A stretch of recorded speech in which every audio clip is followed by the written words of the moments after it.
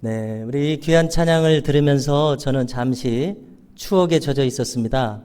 네, 무슨 말씀인가 하면은 아마 이 복음성가가 1989년 정도에 그 즈음에 나왔을 것 같습니다.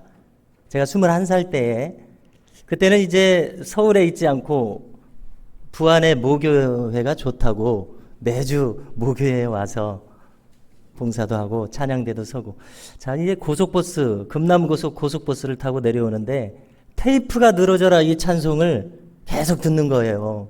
1년 내내 들었을 것입니다. 이 찬양을 부르면서 그것이 기도가 되고 예배가 되고 그런 추억이 있었는데, 이 찬양을 들으면서 다시 한번 그 은혜를 맛보게 되었습니다. 할렐루야. 감사합니다. 자, 이제 우리가 지난주에 담임 목사 취임 예식을 잘 마쳤습니다. 아주 은혜롭고 영광스러운 분위기 가운데 마쳤습니다. 저는 평소에 가지고 있는 생각이, 우리가 이제 일평생을 살면서 우리가 높은 영적인 자존감을 가지고 살아야 할 것이다, 이런 생각을 하고 있습니다. 자, 그런데 저와 우리 모든 성도님들께서는 이와 같은 높은 영적인 자긍심을 가지셔도 좋겠다는 생각을 하게 되었습니다. 왜 그런가 하면은 지난 청빙 과정부터 이제 취임 예식에 이르기까지, 특별히 이 청빙 과정을 우리 미담교회는 아주 공정하고 정의롭게 청빙 과정을 진행했다는 것입니다. 그 증거는 바로 저라고 생각합니다. 왜냐하면 저는 어떤 인간적이고 인본주의적인 연줄도 없이 미담교회에 오게 되었기 때문에 그렇습니다. 그 한 가지만 생각해도 우리 미담교회가 공정하게 오직 하나님께 맡기고서 이 모든 과정을 진행했다는 생각을 합니다. 개중에는 그렇지 못한 경우도 있는 것 같습니다. 그리고 때로는 우리가 이렇게 긴 인생의 여정을 걸어오면서 때로는 첫 단추를 잘못 꿰어서 낭패를 겪는 경우들을 가끔 있으시지 않습니까? 그러나 담임 목회자가 세워지는 이 모든 과정에서 첫 단추가 이렇게 분명하고도 공정하고도 정의롭게 채워졌다는 것은 우리 모두에게 큰 축복을 주신 것이라고 믿습니다. 그래서 영적인 자긍심을 가지십시오. 그것은 저에게도 큰 힘이 되고 우리 온 미담교회에 속한 모든 성도님들에게도 큰 힘이 될 줄로 믿습니다. 피터 드러커라고 하는 인물이 있습니다. 그는 일찍이 이 나치 독일 히틀러의 잔인성을 예측했습니다. 그래서 영국으로, 미국으로 이주했습니다. 그는 그리고 이 현대 경영학을 주도하는 인물로 성장했습니다. 그는 스스로를 평가하기를 자기는 보수적인 인물이고 또 기독교적인 인물이고 무정부주의자라는 말로 자기를 평가했습니다. 자, 저는 그가 자기는 무정부주의자다라고 한 말을 오직 신앙적인 관점에서 해석해 보려고 합니다. 자, 그것은 주님께서 빌라도의 법정에서 내 나라는 이 세상에 속한 나라가 아니다 하신 말씀과 연결을 해보고 싶습니다. 그래서 그는 무정부주의자라는 입장으로서 인본주의적인 조직에 속박을 당하지 않고 자율성을 가지고 주도성을 가지고 모든 인생에 임했을 것이다 생각을 해봅니다. 자, 벌써 이 과거의 인물이 되었습니다마는 도널드 레이건이라는 미국 대통령과 마가렛 대처라고 하는 영국 수상이 자기들의 이 경제 정책을 펼칠 때에 이 드러커라고 하는 인물의 이론을 가지고서 정책을 수립했었다고 합니다. 이처럼 한 시대를 이끌었던 뛰어난 인물인 이 사람의 말을 우리가 경청해 보는 것도 우리에게 도움이 될 것이라고 생각합니다. 자, 피터 드러커는 성공하는 리더에게는 8가지 덕목이 있더라고 말을 합니다. 자, 그것을 잠깐 거론하겠습니다. 자, 첫 번째로 그들은 지금 무엇을 해야 하는지를 묻습니다. 두 번째로 그들은 자기들이 몸담은 조직을 위하는 것이 진정 무엇인지를 묻습니다. 셋째로, 그들은 계획을 세워서 행동합니다. 넷째로, 그들은 책임질 각오를 하고 사안을 결정합니다. 다섯째로, 효과적으로 소통할 수 있는 구조를 만들어 갑니다. 여섯째로, 기회를 놓치지 않습니다. 일곱째로, 생산적인 회의 시스템을 만듭니다. 여덟째로, 항상 우리라고 말을 합니다. 자, 이것을 요약해 본다면 그들은 당면 과제를 주목합니다. 조직을 사랑합니다. 계획을 세웁니다. 책임을 집니다. 소통을 잘합니다. 또 때를 놓치지 않습니다. 미팅을 잘하고 또 같은 편이라고 하는 것을 강조하는 사람들입니다. 저는 이것을 우리말로 한번 표현해 보고 싶습니다. 자, 성공하는 리더란 한마디로 진국입니다. 그는 충성하는 사람이요, 또 충성하는 사람입니다. 자, 영어에는 인테그리티라는 말이 있습니다. 자, 이 말은 신실하다는 뜻을 가지고 있고 충실하고 꾸준하다는 뜻을 가지고 있습니다. 충성스러운 사람입니다. 자, 그런데 우리가 성경을 보면은 사도 바울이 그런 인물이었습니다. 오늘 말씀 첫 부분에서 바울은 자기 자신이 어떤 사람인가, 자기 정체성을 분명하게 밝힙니다. 자기는 이렇게 말합니다. 첫 부분에서 자기는 그리스도의 일꾼이요, 하나님의 비밀을 맡은 자라고 말합니다. 자, 여기서 일꾼이라고 한 말을 주목하려고 합니다.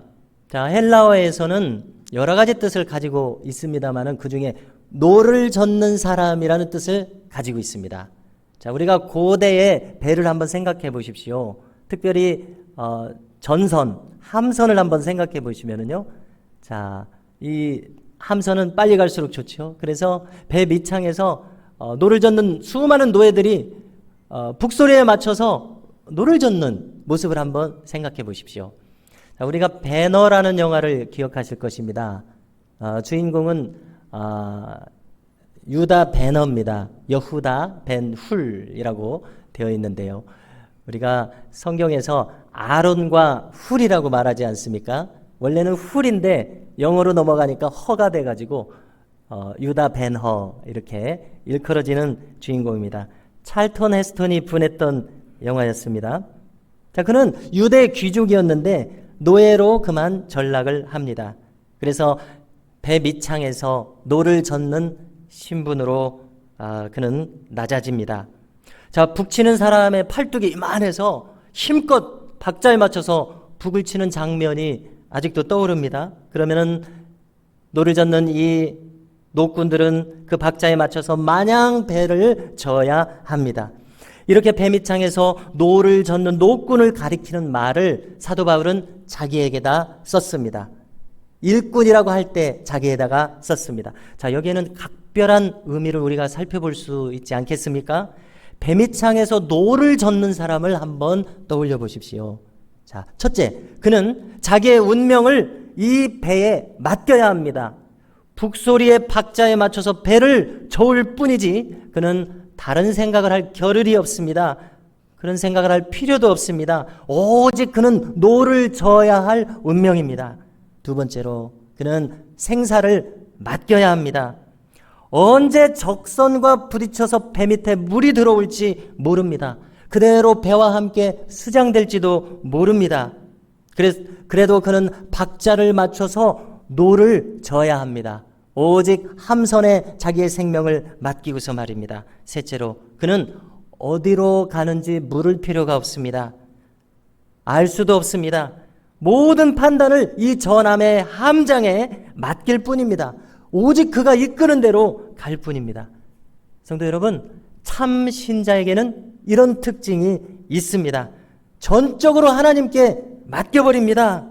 자기의 일생을 맡기고 운명을 맡기고 앞날도 맡깁니다.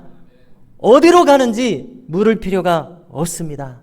함장이신 하나님께 맡기고 하나님께서 응당 가야 할 곳으로 갈 것이기 때문에 그렇습니다. 자, 예수님께서는 어떻게 하셨습니까? 요한복음 16장을 보니까 제자들에게 길게 말씀하시는 중에 끝에 이렇게 말씀하십니다. 나는 다시 아버지께로 가노라. 주님께서는 거침없이 십자가를 향해서 나아가셨습니다. 겟세마네 동산에서는 어떻게 기도하셨습니까? 내 뜻대로 마옵시고 아버지의 뜻대로 하옵소서. 나머지 지금까지 걸어오신 길의 나머지 결과를 다 하나님께 맡겨버렸습니다. 십자가 위에서는 어떻게 하셨습니까? 내 영혼을 아버지 손에 맡기나이다. 그야말로 예수님께서는 그 전부를 생애를 살펴볼 때에 하나님께 온전히 맡기신 것을 우리가 읽게 됩니다. 자, 또 바울은 자신의 정체성에 대해서 소개하기를 자기는 하나님의 비밀을 맡은 자라고 말합니다. 자, 여기 이 맡은 자를 헬라를 찾아보면은 오이코노모스라는 말을 씁니다. 우리가 상대적으로 꽤 많이 들은 말이 오이코스라는 말일 것입니다. 이 뜻은 집이라는 뜻을 가지고 있습니다. 그래서 맡은 자, 비밀을 맡은 자 할 때 이 뜻은 오이코노모스, 우리말로는 집사라는 말로 옮길 수가 있습니다. 자, 노젓는 일꾼은 자율성이 없이 타율에 의해서 노를 져야 한다면 이 집사는 어떻습니까? 그에게는 주인이 얼마만큼의 재량을 부여해 줍니다. 그가 얼마만큼은 경영을 할 수 있는 사람이 집사입니다. 그는 사람을 부릴 수도 있습니다. 자, 그런데 오직 한 가지가 있습니다. 오직 그는 주인의 뜻을 따라서 이 일을 감당해야 한다는 것입니다. 주인에게 충성해야 하는 사람이 집사입니다. 오늘 말씀에서 사도 바울도 말하지 않습니까? 맡은 자들에게 구할 것은 충성이니라 말합니다. 그것이 집사의 본분입니다. 자, 전해 내려오는 옛날 얘기가 하나 있습니다. 어떤 부자 할아버지가 많은 노비들을 거느렸습니다. 자, 그런데 하루는 이 노비들에게 선포를 했습니다. 자, 올해 섣달 금음날에는 여러분들을 다 풀어주겠습니다. 이렇게 선언을 했습니다. 자, 노비들은 당연히 얼마나 기뻤겠습니까? 손꼽아서 그날만을 기다렸습니다. 이윽고 그날이 하루 앞으로 다가왔습니다.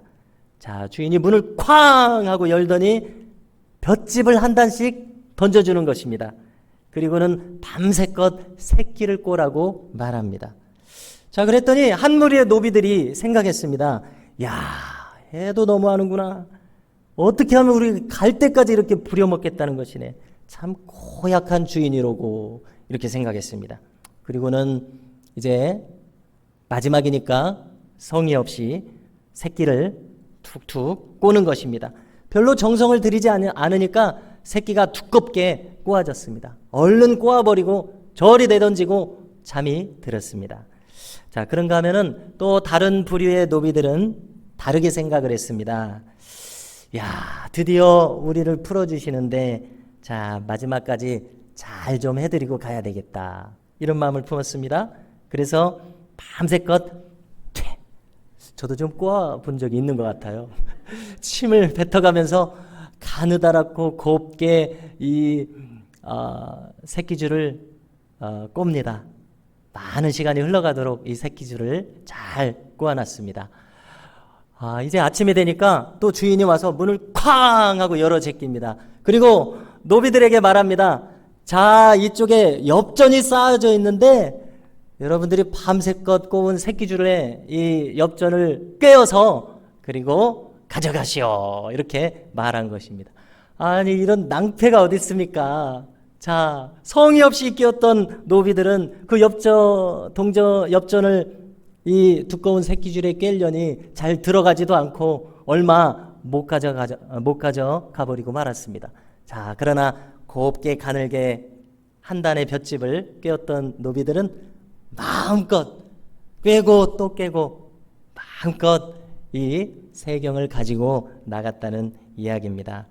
자, 성도 여러분, 이쯤 되면은 주인은 평소에 이 노비들이 어떤 사람들인가 알고서 일부러 이렇게 한 것 같은 생각까지도 듭니다.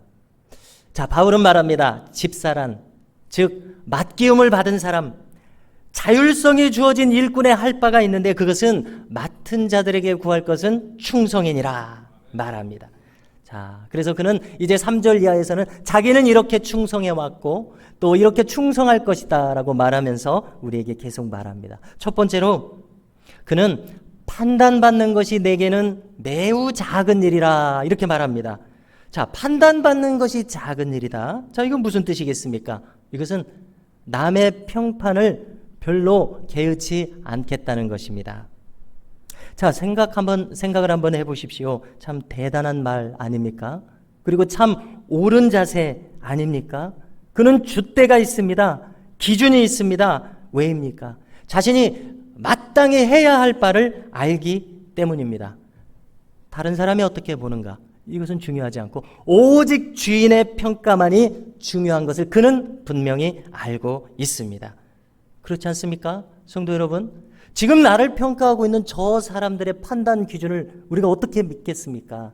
특별히 우리가 신앙을 가진 사람으로서 저 사람이 기도하는 사람이 아니라면 저 사람 판단을 어떻게 믿을 수 있습니까? 저 사람이 말씀의 사람이 아니라면 저 사람의 판단을 어떻게 믿을 수 있습니까? 저 사람이 진리의 사람이 아니라면 우리가 왜 그 사람의 판단에 좌지우지 되어야 합니까?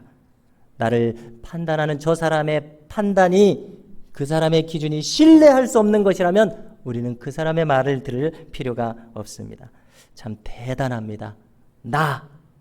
다른 사람의 평가를 신경 쓸 필요가 없다. 오직 나를 평가하실 유일한 기준이 저 위에 계신 분이기 때문이라고 사도 바울은 생각하고 있습니다. 바울은 또 놀라운 말을 덧붙입니다. 나도 나를 평가하지 아니하노니 이렇게 말합니다. 자, 바울은 자기도 불확실하다는 것을 지금 인정하고 있습니다. 자기도 틀릴 수 있다는 것을 인정합니다. 나도 잘못 판단할 수 있다. 자, 이것은 얼마나 대단한 자세입니까?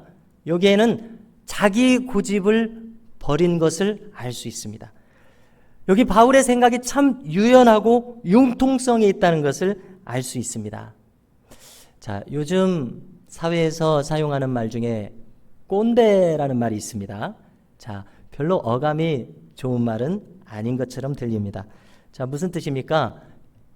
이 말을 듣는 사람은 도무지 고집불통이라는 겁니다. 그리고 게다가 나이로 밀어붙이는 사람을 이렇게 말합니다. 자기가 경험한 것이 어떤 법칙인 양 그것을 절대화합니다. 자, 그러면은 이제 더 이상 주변과 소통을 할 수가 없게 됩니다. 대화가 단절입니다. 자, 그런가 하면은 젊은 꼰대라는 말도 할 수 있을 것입니다. 자기의 경험이 일천하면서도 뭔가 대단한 진리를 자기가 붙들고 있는 양 자기의 뜻을 굽히지 않는 젊은 사람들도 있습니다. 자기가 눈뜬 소경이라고 하는 것을 인정할 수 있는 사람 정도가 되어야 합니다. 자, 엄마가 뭘 알아? 아빠가 뭘 알아? 조심해야 합니다. 지혜라고 하는 것이 가방끈에서만 나오는 것은 아니라고 하는 것을 깨달아야 합니다. 바울은 말했습니다. 나도 나를 판단하지 아니하노니. 자, 무슨 뜻입니까? 바울도 자기 나름의 기준이 있을 것입니다. 그렇지만 그 기준에 따라서 평가하는 것을 결정을 나는 유보할 것이다. 왜 그렇습니까? 그 결정을 그분에게 맡길 것이다. 이런 뜻입니다. 4절에 보니까 우리는 더 놀라게 되는데요. 내가 자책할 아무것도 깨닫지 못한다. 바울은 말합니다. 참 대단한 자기평가이지 않습니까? 이것은 무슨 뜻입니까? 자기가 지금껏 최선을 다해 오고 있다는 뜻 아닙니까? 그러나 그러면서 자기를 자책할 것을 지금 찾지 못한다고 말하고 있습니다. 그만큼 정도를 걷고 있기 때문입니다. 그러나 스스로는 옳다고 스스로 판단하지 않겠다고 지금 말한 것입니다. 왜 그렇습니까? 자기 스스로를 옳다고 판단하는 순간 다른 판단의 여지는 전부 다 가로막아 버리기 때문에 그렇습니다. 즉 독선에 빠질 수 있는 위험성이 있습니다. 독선에 빠지는 것을 경계하십시오. 타인이 나보다 어떤 면에서는 어떤 지점에서는 더 옳을 수도 있다는 것을 우리는 인정해야 합니다. 나만이 옳다는 생각을 우리는 내려놔야 합니다. 타인의 말에도 귀를 기울여야 합니다. 더 나아가서 우리는 저 위에 계신 분의 뜻이 어떤 뜻이며 방향인지를 분별할 줄 알아야 한다고 믿습니다. 내가 자책할 아무것도 깨닫지 못하나 이로 말미암아 의롭다함을 얻지 못하노라. 자, 이렇게 바울은 자기의에 빠져드는 것을 경계하고 있습니다. 자, 바울을 보십시오. 그는 대단한 신실함으로 지금 충성하고 있으면서도 내가 맞나? 내가 맞나? 묻고 또 묻겠다는 것입니다. 바울과 실라 옆에 동역자에게 묻고 또 하나님께 묻습니다. 보통 사람들처럼 그래, 내가 맞을 거야. 지금까지 맞았으니까 내가 맞을 거야. 이렇게 독선에 빠지는 것을 경계합니다. 그리고 계속해서 그는 말합니다. 다만 나를 심판하실 이는 주시니라 말합니다. 자, 함께 따라서 하시겠습니까? 다만 나를 심판하실 이는 주시니라. 무슨 뜻입니까? 오직 하나님만이 기준이라는 뜻입니다. 사람들은 저마다 다 자기 의견들이 있습니다. 그러나 그 의견이 정녕 하나님의 뜻과도 부합하겠는지를 분별하는 사람은 많지 않은 것 같습니다. 자, 포도원 품꾼의 비유가 있습니다. 우리가 잘 아시는 대로 마태복음 20장을 보면은 포도원의 주인이 일꾼을 모집합니다. 자, 이 말씀을 시작하시는 예수님의 제1성을 우리가 잘 들어야겠습니다. 이것은 천국 비유니라. 천국의 원리가 어떻게 이루어지는지 말씀하시겠다는 것입니다. 자, 제1시에 우리 시간으로 따지면은 새벽 이슬이 내리는 아침 6시 제1시입니다. 제1시에 1시부터 일한 사람들이 있었습니다. 자, 그런가 하면은 주인은 제3시 우리 시간으로는 아침 9시에 시장에 나가서 일꾼들을 또 모집해 옵니다. 또 그런가 하면은 하루가 많이 지난 제11시에도 일꾼을 모집하러 나갑니다. 자, 시계 방향이 11시. 우리 시간으로는 오후 5시입니다. 이제 1시간만 있으면 해도 질 것이요 일도 그만둬야 합니다. 그런데 주인은 11시 오후 5시에 일꾼을 모집하러 갑니다. 그리고 이제 주인이 일을 마치고서 계산을 합니다. 오후 5시에 온 사람부터 해서 거꾸로 계산을 합니다. 자, 그런데 오후 5시에 일한 사람을 불러서 한 데나리온을 줍니다. 와, 새벽 6시부터 온 사람들이 이 장면을 보고 놀랐을 것 같아요. 5시에 온 사람한테 한 데나리온을 주면은, 자, 거꾸로 이렇게 올라가면 아침 6시부터 온 사람은 얼마를 줄 것인가? 자, 기대 만빵입니다. 자, 그런데 주님께서는 어떻게 했습니까? 거슬러 올라가서 줄 때 아침 6시에 와서 하루 종일 떼약볕에서 일한 사람에게도 한 데나리온의 삭을 주셨습니다. 자, 그러니까 이 사람들이 어떻게 반응합니까? 항의했습니다. 아니, 왜 저 오후 5시에 일한 사람에게도 한 데나리온을 주고 왼종일 떼약볕에서 일한 우리 같은 사람에게도 한 데나리온밖에 주지 않습니까? 그러니까 주인이 대답합니다. 아니, 나하고 한 데나리온의 약속을 하지 않았소. 무엇이 잘못되었습니까? 주인의 뜻대로 할 것이 아닙니까? 내 것이나 가지고 가라. 나중 온 사람에게 너와 똑같은 것을 주는 것이 내 뜻이니라. 그리고 덧붙이십니다.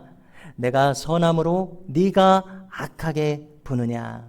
다시 말해서 내가 선하게 보고 행하는 것을 너는 악하다고 말하는구나. 자, 주님께서 사탄아 물러가라. 너는 나를 넘어지게 하는 자로다. 조금 전에 베드로가 주는 그리스도시요 살아계신 하나님의 아들이시니이다. 아무나 할 수 없는 신앙 고백을 해서 크게 칭찬을 받았었는데 잠시 후에 사탄아 물러가라 이런 말을 들었습니다. 제 딴에는 옳다고 한 말이지만 하나님의 뜻에 한참 빗나갔기에 주님으로부터 사탄이라 칭함을 받았습니다. 그러니 성도 여러분, 우리의 판단을 믿을 수 있겠느냐는 것입니다. 오직 우리가 귀를 기울여야 할 것은 하나님의 기준이 무엇인지를 묻는 것임을 잊지 마시기 바랍니다. 그리고 여기에 중요한 교훈이 있습니다. 내 것이나 가지고 가라. 자, 아침부터 애쓰고 수고했던 이 품꾼들의 오판이 무엇이었습니까? 그것은 남을 상관한 것입니다. 왜 남을 신경 쓰냐는 것입니다. 자기 일에 충실하고 자기 것을 받으면 그만입니다. 자, 우리가 비교하는 순간 우리가 지금까지의 행복이 깨져버리고 맙니다. 우리가 지금까지 인생길을 이렇게 인도함을 받았으면 이 안에서 만족할 것입니다. 이 안에서 행복을 찾을 것입니다. 이렇게 살아왔는데 갑자기 왜 강남의 건물주를 생각하냐는 것입니다. 나하고 살아온 길이 다르건만 왜 그 사람하고 비교를 하냐는 것입니다. 우리는 다만 내 할 일에 충성할 뿐입니다. 나의 소명에 충실할 뿐입니다. 아빠는 아빠가 할 일을 다 하면 됩니다. 남편은 남편이 할 일만 다 하면 됩니다. 아내는 아내의 본분에 충실하면 됩니다. 왜 남편에게 하고 싶은 말이 없겠습니까? 왜 아내에게 하고 싶은 말이 없겠습니까? 왜 자식에게 하고 싶은 말이 없겠습니까?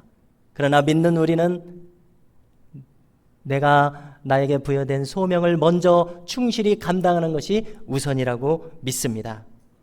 요한복음 21장을 보면은 재미있는 상황이 나옵니다. 자, 분명히 이 요한복음은 사도 요한이 다 기록한 성경이죠. 자, 그런데 요한복음 마지막 부분 21장을 보면은 자기 얘기는 없고 순전히 베드로 얘기만 하고 있습니다. 우리가 아시는 대로 이제 갈릴리 바닷가에서 조반을 먹고서 주님께서는 겸연쩍어 하는 베드로에게 물으셨습니다. 네가 나를 사랑하느냐? 3번을 물으셨을 때 3번째 물음에 베드로는 오히려 근심하면서 내가 주님을 사랑하는 줄 주께서 아시나이다. 그러자 주님 말씀하십니다. 그래, 내 양을 먹이라. 그리고 여기서 한 말씀을 덧붙이십니다. 네가 늙어서는 네 팔을 벌리리니 남이 내게 띠띠우고 원치 않는 곳으로 데려가리라 말씀합니다. 이 말에 대해서 사도 요한은 덧붙입니다. 부연 설명을 합니다. 이는 베드로가 어떤 죽음으로 영광 돌릴 것인지 가리키심이러라 기록합니다. 쿠오바디스라는 영화를 보신 적이 있을 것입니다. 이제 로마의 박해를 벗어나서 도망가고 있는 베드로에게 주님께서 음성과 빛으로 나타나셔서 네가 박해를 피하니 내가 십자가를 지러 다시 가야겠다라고 말씀했을 때 베드로가 뉘우치고 다시 로마로 돌아옵니다.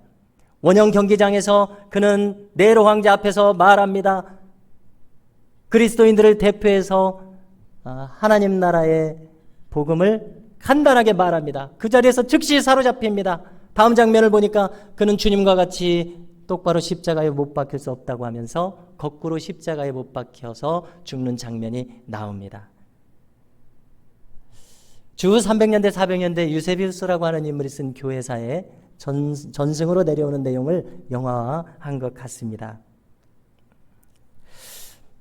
자, 베드로가 어떻게 죽을 것인지 말씀하심이러라 요한이 기록했습니다. 자, 이때 베드로를 주목합니다. 베드로가 요한에 대해서 주님께 여쭤봅니다. 나를 따르라. 주님을 따라서 베드로, 요한, 다른 제자들 이렇게 가고 있을 때에 내 양을 먹이라는 주님의 음성을 들었을 때에 베드로는 요한을 가리키면서 얘는 어떻게 되겠습니까? 이렇게 물어본 것입니다. 그러자 주님께서 답하십니다. 무슨 상관이냐? 재림 때까지 얘를 살게 할지라도 무슨 상관이냐? 주님이 말씀하십니다. 무슨 뜻입니까? 그래, 얘는 어떻게 될지 궁금할 수도 있겠지. 그러나 얘는 얘의 인생길이 있는 것이고 너는 너대로의 인생길이 있는 것이니라. 너는 나를 따르라 이 말씀입니다. 자, 본디 사람은 비교하기를 좋아합니다. 그만큼 줏대 있게 충성하는 것이 어렵다는 뜻입니다. 자, 그런데 우리가 이 베드로를 보면서 반대로 남을 의식하지 않고 오직 자신에게 주어진 길을 묵묵히 충성스럽게 간다면 그 사람은 하나님의 뜻에 가까운 사람이라는 결론을 얻게 됩니다. 네가 늙어서는 남이 내게 띠띠우고 원치 않는 곳으로 데려가리라. 지금 베드로가 주님으로부터 이 말씀을 들었을 때 자기의 부정적인 미래에 대해서 들었습니다. 주님께서 어디 함부로 이 사람 저 사람에게 당신의 미래는 어떻게 될 것이다 이렇게 말씀하신 적이 있었습니까? 모처럼 주님이 한 번 말씀하셨는데 자기의 초년고생은 사서도 한다고 하지만 말년고생을 하고 싶어하는 사람이 어디 있습니까? 자기의 늙음하게 이렇게 원치 않는 곳으로 끌려간다고 하는 소리를 들었을 때 과히 마음에 좋지 않았을 것입니다. 그는 얼마 전에 주님을 3번 저주하면서 부인했습니다. 십자가 앞에 가까이 가지도 못하고 먼 발치에서 엿보듯이 주님이 운명하시는 모습을 보았는지도 모릅니다. 그는 주님을 이런 모습으로 배반했었습니다. 그러나 요한을 보십시오. 그는 십자가 밑에서도 주님의 음성을 듣고 있습니다. 가야바와 빌라도의 뜰 안에서도 그는 그들이 어떻게 주님을 신문했는지를 다 듣고 여기 요한복음에 남기고 있습니다. 요한과 자기를 비교해 봅니다. 요한은 이 엄청난 사건들이 지나가는데도 주님 앞에서 끝까지 신실했는데 나는 주님을 저주하면서 부인하고 주님으로부터 멀리 도망갔는데, 사람이라고 하는 것은 자기가 잘못하면 꼭 인과응보를 생각하게 되지 않습니까? 그래서 나의 말년이 이렇게 된다고 말씀하시나 이 사람은 어떻게 되겠습니까? 주님으로부터 들려온 말씀은 무엇입니까? 무슨 상관이냐? 내 양을 먹이라. 성도 여러분,